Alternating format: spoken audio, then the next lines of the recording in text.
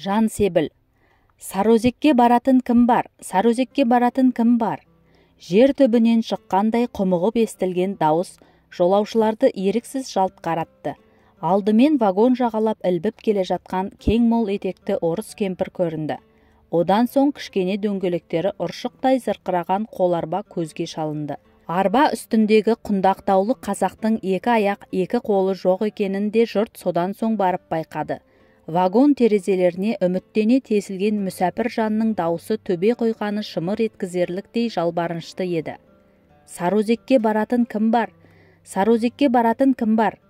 Кемпір белін жазуға тоқтап бір күрсініп алды да, иығына батқан жіпті толғай тартып ілгері қозғалды.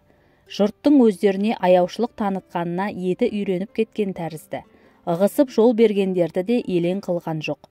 Қолтығынан демеп жібергісі келіп, ұмсынғандарға бұрылып қарап та қоймайды.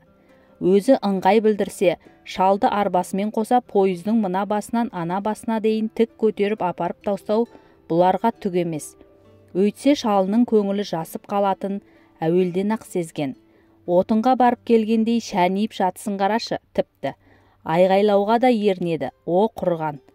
Бұл енді шалын еркелеткен түрі. Әйтпесе ол сорлының пойыз тоқтап тұрғалы бері жағы семген жоқ. Сарыөзекке баратын біреу табылса, бірге ілесе кететіндей жанығады. Көзінің алдындағы күлтілдеген ісігі тарқап, сарғайған өңіне ептеп қан жүгіріп қалыпты. Кескен томардай кеспелтек дене дауыстап үн қатқан сайын зілсіз талпынады. Оу жұртым, араларыңда Сарыөзекке баратын ешкім жоқ па? Түкірсең түкірігің жететін жерден әрі аспай, қадамы қатып қалған бұл не қылған ел? Ғарып шал өнбес тірлігінен түңілгендей күңіреніп кетті. Оған да құлақ асар жан болмаған соң, үнін жұтып амалсыз ауыз жапты. Қайтып жақ ашпай түпсіз аспанға тесірейіп, жүзі сұрланып безеріп жатып алды.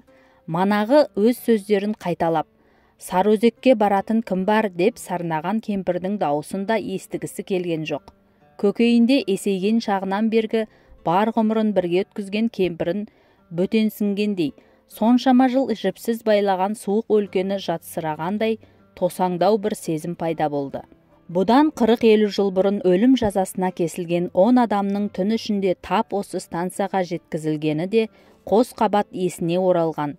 Үкім орындаушылардың өздерін вагоннан желкелеп түсіргені, табандары жерге тиісімен орманға қарата шұбыртып әкеткені күні бүгінгідей көз алдында. Қашан станциядан алыстап кеткенше асықтырып, мылтық ұшында ұстап еді. Үңірейген ұңғыны сүрінген жерде жаурынға тіреп, зәрелерін ұшырған. Мың өліп, мың тіріліп қалың қарағайлы орманға жеткен соңда жетіскендері шамалы. Ажал аузында жандарын шүберекке түйіп, қалың орманды түкпірлеп ұзай берген. Маңдай тұстан ағарып атар таңды ғана медеу тұтқан үміт еткен. Дәм тұзы таусылуға таянған адамның арайлы таң шапағын бір көріп қалғысы келетіні несі? Түн қараңғылығын серпіп тастап, алыс көкжиектен саумалдап құйылар ізгілік нұрын аңсаймалде. Әйтеуір мына жарық дүниеде қара күш пен қаскөйліктен басқа қайырымдылықтың барына да көздері жетсе, көңілдері тыншығардай болады. Өзінің артында қалып бара жатқан қимас тіршілікте ізгілік нұрының сөнбеуін тілейді. Сол кездегі оның өмірге деген жүрек қанындай ып-ыстық махаббатын тілмен айтып жеткізу қиын. Ол үшін енді жан дүниесін сәулелендірген ізгілік нұрынан қымбат ештеңе жоқ секілді. Етегіне жабысқан ми балшықтан аяғын әрең суырып, желең көйлегін сұп-суық желкернеп, өлімге бет алып бара жатқан адамның ізгілік нұрына соңғы рет табынуы шығар бәлкім бұл. Жол бастаушы омырауын қымтанып мойнын ішіне тартты. Үстіндегі қара киімді осы жолға әдейі таңдап кигенге құсайды. Тұтқындар оның түрін әлі анықтап көрген жоқ. Белі қындырдай, иығы қушиған арық кісі. Екі қолын қалтасынан шығармаған күйі шалшық суды шылпылдата кешіп барады. Екпіндеп аршындай адымдаған жүрісінен жаңылатын емес. Қалай қарай бұрылатынын қашан, қайда тоқтайтынын өзі ғана біледі. Оның табан тіреген жері кескіндері шырылдаған ақ кебінді бейбақтарға дүниенің шетімен бірдей. Бұлар өздерінен бұрын атылғандардың рухымен сол жерде қауышады. Қара киімдіні өкшелеп келе жатқан жауырыны қақпақтай шойқара жігіттің ұлты қазақ. Өңгелерінен денесі ірі болған соң көген қосақтың алдына әдейі шығарған. Маңдайы жарық азамат былайғы өмірде де топ бастайтын серкеде еді. Көлеңкесінде қалған біреу сыртынан саусағын шошайтып жіберді. Саусағы сыңғырдың саусағын неге сындырмады бір талдап. Бүйтіп итжеккенге сүйретілгенше сол жерде жастығын неге ала жатпады. Ол қолындағы кісенін шықырлата жұлқып қалды. Қара киімді жол бастаушының жауыры дір ете түскендей болды. Екеуі әлденені іштей ұғысты. Бірақ осы қимылмен бұл не айтты, анау қалай қабылдады, анау не айтты, бұл қалай қабылдады, оны екеуі де анық болжай алған жоқ. Тек қара киімді оқыс қимылдан тіксінгендей аяғын тез-тез басып ілгері кетті. Тізесінен төмен түскен ұзын қара сулығынан сорайған бойы одан сайын ұзарып көрінді. Шойқара қазақ оны осы жолы артына қарар деп күткен. Жол бастаушы иығын манағыдан бетер қушитып, жағасын көтеріп алды. Шойқара ту сыртынан біреудің күбірлеп сөйлеген дауысын естіді. Өзін қолдап, тағы біреу қолындағы кісенін шылдырлатты. Артына жалт қарап арып ашқан тұтқындар оның арасынан шаттана шамырқанған біреудің ақсары жүзін көрді. Бір көзі шытынаған оймақтай көзілдіріктің ар жағынан отты жанарлар жалт ете қалғанға ұқсады. Ақырын бірақ бір қалыпты естілген кісен шылдыры көген қосақты бойлап, үндесе жалғаса барып, қарауытқан орман арасына, түн қойнауына жұтылып кетіп жатты. Ол пойыз доңғалақтарының дүрсілін елден бұрын естіді. Аяқ қолдан айырылғалы бері құлағы сақ, үйде жатып түзден дыбыс аңдытып қойған құсалы өмірдің мазағы болар. Әйтеуір тықыр еткенге алдымен өзі бас көтеретін. Келгенді күтіп, кеткенді шығарып салуға дәрмені жоқ. Ондай өлшеусіз бақытты тағдыр маңдайға жазбаған. Жұрт жапырыла қараған жаққа ол да мойын бұрды. Шойын жолға тас кенедей жабысып алған жыланқұрт шұбатылып жақындай берді. Жер тітіреп, шалдың қоларбасы да дір-дір етіп барып басылды. Атам заманғы ескі пойыз алыс жолдан арығандай арса-арсасы шығып, соңғы күшін сарқа итіңдеп келіп, итиіп тоқтады. «Әй, тартсаңшы!» Шал пойыз жүріп кететіндей талпынып айғайлап жіберді. Кемпір қапылып орнынан екі ұмтылып әзер тұрды. Биылғы көктем оны жылдығынан көп әлсіретіп тастаған екен. Сірә енді оған да дүниенің шеті көрініп қалған шығар. Бойына шақтап жинаған көр жерін анда-мұнда тықпыштап жүргені тегін болмады. Әділетіне жүгінсе, одан бұрын өзінің жамбасы жерге тию керек. Әйтпесе ғарып шалдың күні қараң. Қыл аяғы сәлеміңе дейін сатулы қазір. Кемпір өлсе, бұған қарайтын басқа кім бар? Мына неменің үні неге өшті? Тіріме өзі? Кемпір бүгежектеп артына қайырыламын дегенше біраз жұрт пойызға да мініп болып қалды. Ақырын жылжып келіп, тілерсегінен қаға тоқтаған қоларба онсыз да әрең тұрған байқұсты жалпасынан түсіре жаздады. Шал дегбірсіздене арбасын селкілдете бұлқынып, кемпірдің екі аяғын бір етікке тыққандай қылды. Ол шалына алара бір қарап алды да, қоларбаны жұлқа тартып вагон жағалатып сүйрей жөнелді.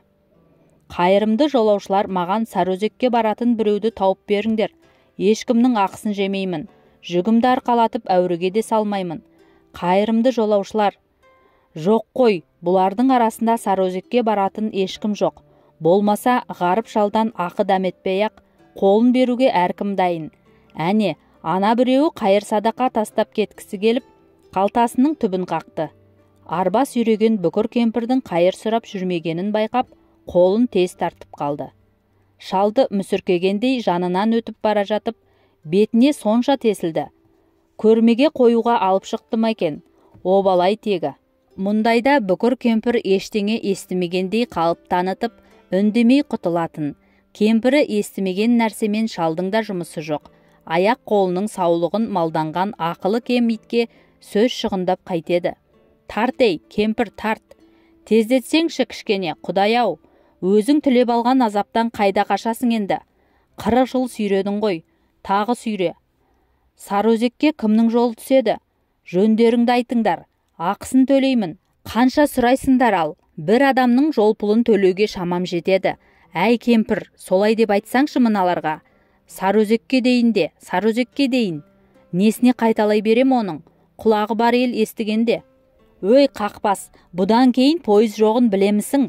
Түнде тағы біреу жүреді. Түнге дейін тосарсың, атаңның басы. Тоспағанда. Сарыөзекке баратын кім бар? Сарыөзекке баратын кім бар? Ескі пойыз сілкініп қалып орнынан тебіне қозғалды. Қос бүйірін тепкілеп жүрісін жылдамдата түсті. Екпінінен жел тұрып, доңғалақтары дүрсіл қағып, жандарынан шұбатылып өтті. Үміті бір жола үзілгендей дауыстап жылап жіберді. Көкжиекті алба-жұлба бұлт жаулап алыпты. Арбайған жарбайған бір пәле көзге елестейді. Атып келе жатқан таң да ала-құла. Ол таң шапағын көре алмағанына кәдімгідей қапа болып қалды. Ендігі өмірінің бәрі осындай сұрқай дүние құшағында өтетіндей көрініп кетті. Қалғандарының ойында не бары беймәлім. Қосақтағы серігінің жирен мұрты, сары шашы үрпі-түрпі. Тірі өліктей түсі суық, қорқынышты. Жағы суалып көзі шүңірейіп ішіне кіріп кеткен. Одан кейінгі тұтқынның да өңі қан сөлсіз сұп-сұр. Көген қосақты ұзартқан өңде тұтқындар да кәрден тұрып келгендей жан шошырлық кейіпте. Арыған, азған адамдардың жүзінен осы түні шексіз азапты бастан өткергендері аңғарылады. Қабақтарына қайғы қатып, қасірет қан жұттырғандай түнереді. Оқ өтінде тұрғандай, тізесі дірілдеді. Жанарының отын шошына жалт еткізді. Дәп қазір бұған мылтық кезенген ешкім жоқ. Орман арасындағы шағын елді мекенге жанаса тоқтапты. Қара киімді жол бастаушы жүзін көрсетуге жасқанғандай әлі сыртын беріп тұр. Шеткүйден басына қызыл орамал тартқан келіншек шығып осылай қарай жүрді. Сәнденгені ме, бойын түзеп аяғын қайшылап басады. Ескі таныстарын көргендей еркелегендей тым жайбарақат, сылқым. Қолдағы шырылдаған кісеннен түк те тіксінбейді. Оның да еті үйреніп кеткен болды. Мәс саған, қаншауын әкелген? Біз еркек көрмегелі қашан? Бәріңді бірдей алып қалайын ба осы, ә? Жер жыртқызып картоп еккізем. Сібір деген жердің қандай екенін білесіңдер ме? Соғысқандар да осы жерге келеді. Қашқан пысқандар да осы жерге келеді. Самогонымызды ішіп, ұзақ қысқа сақтаған азық түлігімізді жеп, ақыр аяғында еркектерімізді атып кетеді. Ай далада кезіккен әйел баласының оқтау жұтқандай қақшиған жол бастаушымен әмпей-жәмпей бола қалғанын көріп, ішіне шоқ түскені де содан. Екеуі әлденеге келіскен сыңайлы. Ежелгі таныстар ғой шамасы. Үй иесі жалғыз қайтқанмен қабағы ашық, көңілді. Жол бастаушы бір қырындап тұтқындарды алыстан орағытып барады. Өлім жазасына кесілгендермен жүздесуден әлі де тайсақтайтын секілді. Қарғыстан қорқама, онысы несі? Өмірде қайтып кездеспейтіндері де анық. Қан сасыған қарау тірлігінен жиіркенер, бәлкім. Тұтқындардың өзіне жек көрінішпен қарағанын да ұната қоймас. Өлімге бас тіккен жандардың нұрсыз суық жанарларынан, қабарған түрлерінен шошып, жүрегі шайлықты мекен. Жол бастаушы екі бүктетіле еңкейіп, ішке кіріп кетті. Қыр желкеден үңірейе төнген ұңғылар төмен түсіріліп, тұтқындардың да мойны босады. Ажалдың жүзі тайғандай, еңселері көтеріліп қалды. Төргі бөлмеге аяқ жетпей, ауызғы үйдің дәліз жақ бұрышынан орын тиді. Ұйқыға мас болғандай қосақ-қосағымен жалаңаш еденге айқаса құлап, қорылға басты. Жамбасына тас батқандай дөңбекшіп, көз ілмеген жалғыз өзі ғана. Түпкі бөлмеден естілген күбір-сыбыр одан бетер ұйқысын қашырды. Құлағына сыңқ-сыңқ күлгендей, сыңсып жылағандай да бір үн келеді. Осы үн ақыл есінен айырғандай, өз деміне өзі тұншығып, жұдырығын тістелейді. Таң шапағын бәрбір көре алмас. Күн бұлыңғыр, ауаны дымқылсыз жайлаған. Алба-жұлба бұлт, ала-құла таң. Сыңсып жылаған мына бір үнде маза бермеді. Атаңның көрі, сен болмағанда жаңағы пойыздан құдайына қараған біреуді таппаймын ба? Елге сәлемімді жеткіз демеймін бе? Мен не кесір жасадым саған? Білем мен сені. Сарыөзекке баратындарға әдейі жолықтырғың келмей жүр. Я, ілесіп кетесің бе деп қорқам. Кетсем кете салам. Айтарға сөз таппай ашуға булығып дымы өшті. Көпке дейін тіл қатыспады. Түнгі пойыз келгенше талай уақ. Кештің батқаны жаңа. Ел аяғы басылып, жым-жырт тыныштық орнаған. Бірлі жарым жолаушы уақыт өткізе алмай бос сенделеді. Бұлар үйге қайтса, станцияға қайтып жол түсуі қиын. Аяғы сау адамға тиіп тұрғанмен, оларға мына станция жердің түбі. Шыдайды, шыдамағанда қайтеді. Сырт кейпі шопырға ұқсайтын кепкісі мыжырайған былғары күртесі май-май жігіт ағасы жасқаншақтай келіп, жандарына отырды. Шал кемпірдің жайын аңдағасын, жалпақ беті жайыла күлімсіреп, жылы шырай танытты. Кемпір үндемеді. Шал да қабақ шытпады. Елеп келіп отырғанына рахмет қайта. Шалдың көзі ақырын-ақырын жылтырай бастады. Бірдеңеге іші жылып бара жатыр. Байқайды. Сәлем беру кішіден, жөн сұрау үлкеннен. Әңгімені шал өзі бастады. Қазақсың-ау, қазақпын. Түрің айтып тұр. Қазір пойыз келіп қалады ата. Елге кетіп барасың-ау. Я, сіздің даусыңызды естіп бұрылдым. Қай жерге дейін барасың? Сіз айтып отырған жерге дейін. Сарыөзекке ме?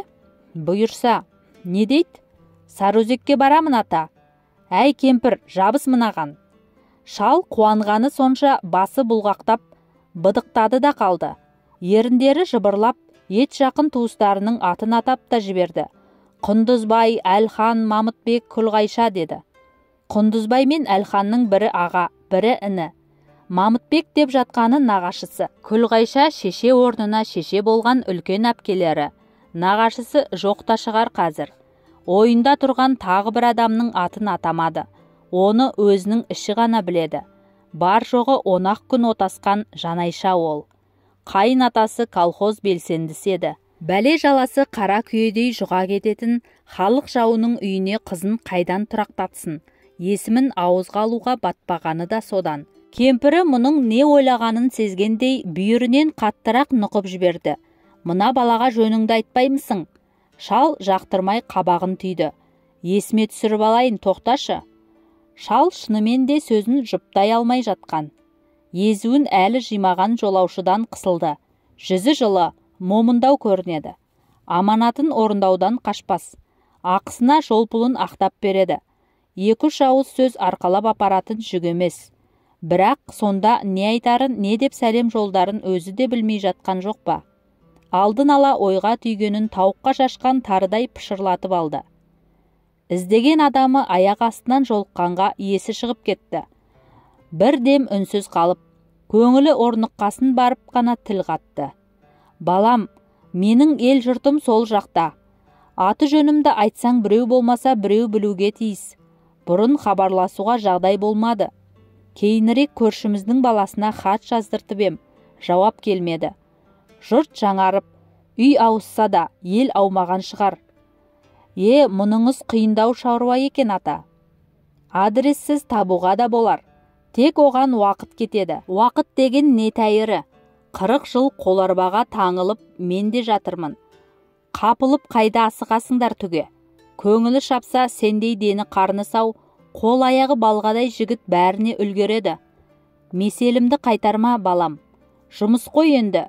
Өкіметтің жұмысымен жүрміз.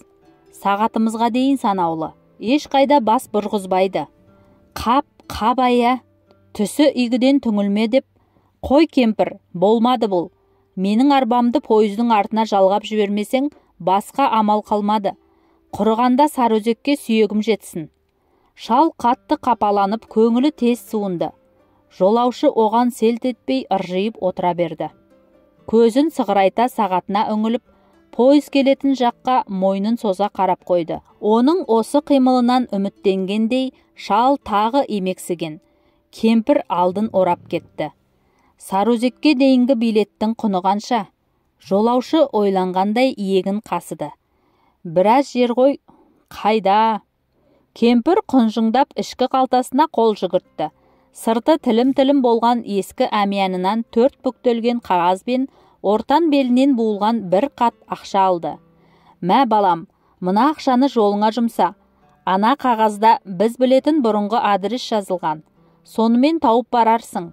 Алдымен Құдайға, сосын өзіңе сендік. Өмір бойғы жинағанымнан кертіп беріп отырмын. Әйтпесе танымайтын адамға құрдан-құр ақша үлестіретіндей жағдайым жоқ. Осы шалдың бір қуанғанынан садаға. Тілегіміз саған аманат. Шал кемпірінің сөзін бөліп талпынып басын көтеруге әрекет жасады. Станцияға қарай жылдам жақындап келе жатқан жарықты жолаушы да көрді. Кемпірден қақшып алған ақшаны қойын қалтасына жытыра салып, жолға жиналғандай үсті басын қаққыштап, орнынан тұра бастады. Жер танабын қуырып, жүйткіген пойыз станцияға маңдай тірегенде, кемпірдің көзін ала беріп, жылыстай жөнелді. Түнгі пойыздың бұл станцияға тоқтамайтыны шалдың есіне сол кезде ғана сарт ете қалған. Манағының тақырға отырғызып кеткенін кемпірі де сезді. Аттандап айқайға басқан оның даусын ешкім естіген жоқ. Жүрдек пойыз соңғы мүтін кескендей, жандарынан сыңғытып өте шықты. Солқылдап жылағандай болды. Сыңқылдап күлген сияқтанды. Ояна келгенде осы үнді құлағы шалған. Жанын қоярға жер таппағандай тыпыршып басын айқаса жатқан екі тұтқынның арасына тықпалады. Содан ақ маза кетіп, көз іліндіре алмай қойды. Қапырық бөлмеде ауа жетпей, демі бітіп, ал кеп аунақшысын. Сүйретіліп сыртқа шыққанда ғана тынысы кеңіді. Құрған қар, сылқым күліп, тағы сүйкенді. Манағыдай емес, бойы жылы, денесі тығыншықтай, қол батпастай қап-қатты. Уыз иісі аңқып танауын қытықтады. Әрі мұның өлімімен ойнап тұрғандай, қорланып та қалды. Бірақ емексіген көңілін қытықтаған бірдеме бар.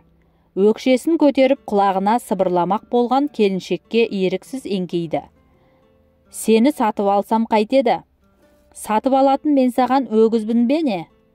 Ақмақ, сенің құның қазір шібіштен арзан. Сөзінің сиқын. Құдай ақына шын айтам. Түнде мыналардың артынан құпия тапсырма келді. Ол не тапсырма? Араларыңда лагерде бүлік тудырмақшы біреулер бар көрінеді. Сонда не істемек? Ұйымдасып қашты деп көздеріңді осы арада құртпақшы. Жала ғой. Бізді ешкім ештеңеге үгіттеп келе жатқан жоқ. Заң бойынша біз айдауға кетіп бара жатырмыз. Заңның қандай екенін біліп болған шығарсың. Алып қалсам, қашып кетпеймісің? Соны айт одан да. Басың бәлеге қалмай ма? Менде жоғалтатын ештеңе жоқ. Сонда мені не үшін алып қалғың кеп тұр? Ұнап қалдың да? Үй иесі келіншек сыңқ етіп күлді де, мұның жауабын тоспай бұрылып кетті. Келесі сәтте бұл оны есік көзінде етігін майлы шүберекпен жылтырата ысқылап жатқан жол бастаушының жанынан көрді. Оның осылай қарай иек қаққанын байқап, екеуінің арасында өзі туралы бірдеңе айтылғанын жүрегі сезген. Жол бастаушы етік майлағанын қоя қойып, оқыс жалт қарағанда, кешелі бері жүзін жасырған адамның тірі аруақтай қуарған, қан сөлсіз бет әлпеті көз алдына тосылды. Адам бейнесіне еніп келіп тұрған ажалымен беттескендей, әл дәрменінен айырылып, арбауға түскендей аяқ қолы жансызданып, қимылсыз қатты да қалды. Соның арасынша бізді лагерге жеткізбей осы арада атады екен, деген күбір сабыр көген жағалай жөнелді. Ол бірдеңе есіне түскендей жалт қарап, тұтқындардың арасынан кешегі көзілдірігінің бір көзі шытынаған ақсары жігітті іздеді. Анау да бұған сынай қарап тұрды да, басын изеп кеп жіберді. Мұның қоштасу белгісі екенін сезіп, іші қалтырап кетті. Естен танғандай сүлей сопа күйге бір түсті де, іші бауырын қалтыратқан сол сезімнен қайтып арыла алған жоқ. Тағдырдың жазуына мойынсұнғандай, іштей өлімге дайындала бастады. Арыстай азамат екі иіні салбырап, күрт түсіп кетті. Туған туыстарының атын атап, әр қайсысымен жеке-жеке қоштасты.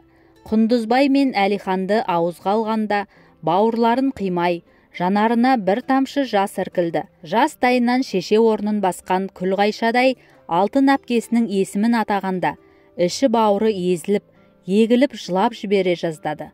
Ер мінезді нағашысы Мамытбекті ойға алғанда барып қана жасын жұтып, буынын қатайтты. Одан кейінгі қоштасу сөздерін 10 күн отасқан жары жұбайы Жанайшаға арнады. Қош Жанайша, бағыңды байласам айып менен деді. Асқар таудай әкең бар, ешкімнің талауына бермес. Басың жас қой, теңіңді де табарсың деді. Тек бір адамнан сақ жүр. Мені тергеген байтілес сен барғанда көз сұғын қадағандай болып еді. Ол бізге бөтен. Ақ дастарқанымнан ас ішпегендей тергеуде бойын аулақ ұстады. Жазықсыздан жазықсыз өлімге айдатты міне. Жауда бүйтіп қапыда қастық қылмас. Қасындағы жандай шабына да төрімнен талай орын босатып ем. Менің айтқанымды тыңдамай, жалақорға сенді ақыры. Бетіме қайнақ су шашты. Тырнағымның астына ине жүгіртті. Ондай тозақты көргеннен өлген артық. Өзімде соған белімді бекем будым. Түк те қайғырып тұрғам жоқ. Сені жау қолына тастап бара жатқандай өкінішті сезім ғана бар. Бағың ашылсын жаным. Қош, қош жанайша. Осы айтқанын ол үкім орындалар сәтте де қайталады. Өзіне қосақталған жирен мұрттының да қолын кеудесіне қойып, әлдене деп күбірлегенін құлағы шалды. Көген қосақтың бойынан біреудің тұтқындарға арнап үн қатқанын, тағы біреуінің солқылдап жылағанын, есік тырнаған аш мысықтай ішін тартып өксігенін естіп, көңілі босады. Жанары жасаурап тұрып, қарсы беттен самсап көтерілген мылтық ұңғыларына жалтылдап шағылысқай күн сәулесін көргенде, алғаш соншалықты мәнде бермеген, кенет әлдене есіне түскендей селт етіп, мылтық ұшына анықтап қайта қарады. Жүрегі кеудесін ұрғылап, атқақтай соғып, аузына тығылды. Бұлт арасынан себездеген күн сәулесінің жылуын сезінгендей, тұла бойы шымырлап кетті. Шынымен де осы мезетте үкім орындалар жерге жап-жарық нұр саумалдап төгіле қалған. Өлім жазасына кесілгендерге табиғат ананың көрсеткен ақтық шапағаты, ізгілік нұры еді бұл. Іле жай түскендей шатырлап, әлгі әдемі әсердің тас талқаны шықты да, көз алдында мың сан қызыл теңбіл ойнады. Қош, қош жанайша, деуге ғана тілі келді. Қош, қош жарық дүние. Я, бұл жарық дүниемен сөйтіп қоштасқан. 3 күннен соң екі аяқтың орнында тізесі, екі қолдың орнында шынтағы шолтаңдап, кеспелтек томардай домаланып, өмірге қайта оралды. Жарасын шөппен емдеп, жас балаша мәпелеп бағып қаққан әйелге сол кезде құтқарғаның ба, қорлағаның ба деп ренжігені есінде. Арыстай азаматты ажалға қайтып қиям деп ол байқұс сықсыңдап жылаған сонда. Бертініректе шыныңды айтшы осы, мен неге керек болдым? Деді өзінің тірі қалғанын міндетсінгендей, бір жағы әзілге сүйіп. Сопайып қашанғы жалғыз отырайын деп құтылды ол. Осы сауалын стансадан Сарыөзекке баратын адам таппай, бар ақшасын жөлікке тонатып қайтқанда, қоларбасында жұлдыз санап келе жатып, және көлденең тартты. Шалына жауап беруге тоқтап, демін басқан кемпір, жаулығының ұшынмен жіпсіген маңдайын сүртіп отырып, аяқ асты қутыңдап күлмен қақты. Қайтесің қинай беріп, еркегі жоқ үйдің ермегі қаны. Қағынып тұрған кезіміз ғой, құрсын. Сен шал жазғырма мені. Тірліктің мың қызығынан қағылсаң да, бір қызығынан құр етпедім. Бәрі өзің үшін екен де, жазған. Шал бір түрлі көңілі жасып, қоңырайып қалды. Кемпірі кінәлі адамдай қипақтап, тұқшыңдап тұқыра берді. Шалының алдартын қымтап жауып, жастығын оңдағанда да жүзіне тіктеп қарай алмады. Тек сәлден кейін арадағы ыңғайсыз әңгімені жуып шайғандай жорта кейген болып, шалына даусын қатайта жекіп тастады. Қайдағы жайдағыны еске салмай жайыңа жатшы. Ол ит сені маған ақшаға сатқан, басы бүтін еркекке саудаласқан мен. Аяқ қолыңнан айырса, қашып кетпесін деген шығар. Ана көрші кемпірдің сен құсаған біреуді самогонға айырбастап алып, 3 айдан соң азабына шыдамай, сайға домалатып жібергенін білесің. Бір шұқырға итере салсам, сұрауың жоқ еді сенің де. Өмір бойы асыраған азабымды айтсаңшы. Қартайып өлер шағында туыстарын іздей қапты енді. Келсін де алып кетсін керек қылса. Менің нем кетеді оған. Кемпір бара-бара шындайын деді. Оның мына сөзін естіген шалды да ашу қысты. Таяқты көп жеген баладай шақарланып үлкен ала көзі адырайып шыға келді. Үндемегенге төске өрлеп барама қайтеді. Жақсылығыңды міндет етпей-ақ қой. Ақыл есім түзуде жансауға сұраған емеспін. Дені дұрыс бір еркек тапсаң, сен де менің көзімді құрта салатын едің. Менің бағыма, Сенің сорыңа, ондай еркек бұл жаққа аяқ баспады. Осыған дейін мың өліп мың тірілдім мен. Сол ма маған жасаған жақсылығың? Сандалмай жоғал. Қоларбаны жұлқи тартып, ілгері қозғалған кемпірде әліне қарамай, тасырайған шалына қыр көрсеткендей қаздаңдай жөнелді. Мұның көкейіндегі қыжылын айтқызбай-ақ оққан, не деп тілейтінін де біледі. Ести әбден құлағын сарсылтқан боқтық бәрі. Бір есептен жан күйзелісін түсінуге де болар. 40 жыл қоларбаға таңылып жату оңай деймісің? Соған төзген неткен қайсарлық бұл. Жаны темірден жаралған шығар тегі. Қап, манағы иттің алдап кеткенін қарашы. Сорлы шал бір қуанып қалатын еді. Қап. Кемпірінің табан астында жуасып қалғанын байқап, шалдың да ашуы сабасына түсті. Әрі-беріден соң арба алдында томпаңдаған бейбақты аяп, жаны ашып мүсіркей қарады. Сол күйі қоларба тал бесіктей тербетіп, жол бойы қалай қалғып кеткенін өзі де аңдаған жоқ. Әйтеуір өң мен түстің арасында Сарыөзекке баратын кім бар? Сарыөзекке баратын кім бар деп сандырақтай берді.